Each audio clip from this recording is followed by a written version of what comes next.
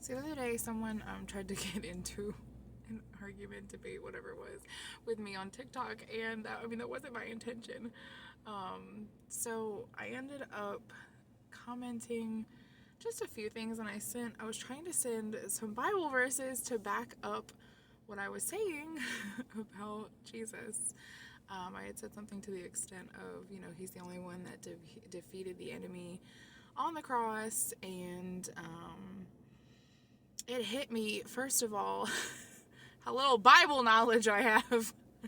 And we need to brush up on our Bible knowledge because we don't fight a flesh and blood battle here, people. This is spiritual. There are so many things happening in the spiritual realm that not many people can see. There's some that can. Godspeed to you if you can. I'm glad I can. I already feel enough. So, but anyway, it hit me that I needed to brush up on my Bible knowledge, and so the Holy Spirit led me to 2 Peter. I keep saying 1 Peter, so 2 Peter, and all I did was read through chapter 1, and there's so much in there, and it talks about growing in your faith, and I was like, holy cow. But what the Holy Spirit was trying to show me was how even in biblical times, there were so many people that didn't believe, that things that happened that they claimed that Jesus did that he didn't really do. And so basically Peter's like, this isn't just some creative, entertaining stories, because the person that was trying to argue with me told me that the story of what I believed happened with Jesus on the cross was a cute story. And so in 2 Peter, Peter is saying, I was there. Like, he's able to back this up with claims of when he witnessed Jesus' transfiguration. It's my favorite word that I can't say.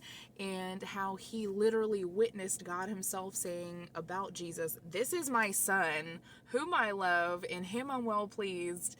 And I would poop my pants if I was him, just to witness that. So, there's times where the Holy Spirit says enough to me, and I'm like, deer in headlights. And so, but he also says there's prophetic texts that it would do you well to believe. And I don't know about you, but there's things happening in this world at this moment that are coming into fruition that were prophesied long ago about the end times. But needless to say, reading 2 Peter verse 1 helped, but also God reminded me of a very funny quote about Watergate that I heard during an Easter sermon at my dad's church. I wrote this puppy down because it's really funny and it's really true, so let me just read it to you. It's about the resurrection and knowing that the resurrection really happened. So it's by Charles Colson. I was like, who dat? I know he's important, but he was actually an attorney as well as a former White House counselor. So this is what he says about Watergate, the Watergate scandal versus the resurrection.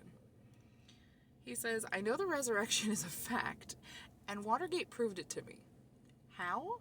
Because 12 men testified that they had seen Jesus raised from the dead. Then they proclaimed that truth for 40 years, never once denying it. Everyone was beaten, tortured, stoned, and put in prison. They would not have endured that if it were not true. Watergate embroiled 12 of the most powerful men in the world, and they couldn't keep a lie for 3 weeks. You're telling me that 12 apostles could keep a lie for 40 years? Absolutely impossible. So, I don't know that man's walk. I don't know if he had a relationship with Christ. I don't know, but the fact that he said all that to me alone is enough. That what I believe, that who I have a relationship with, is enough. So, just wanted to drop that. But, if you got some time, whether you do or you don't, go read 2 Peter. It's pretty good.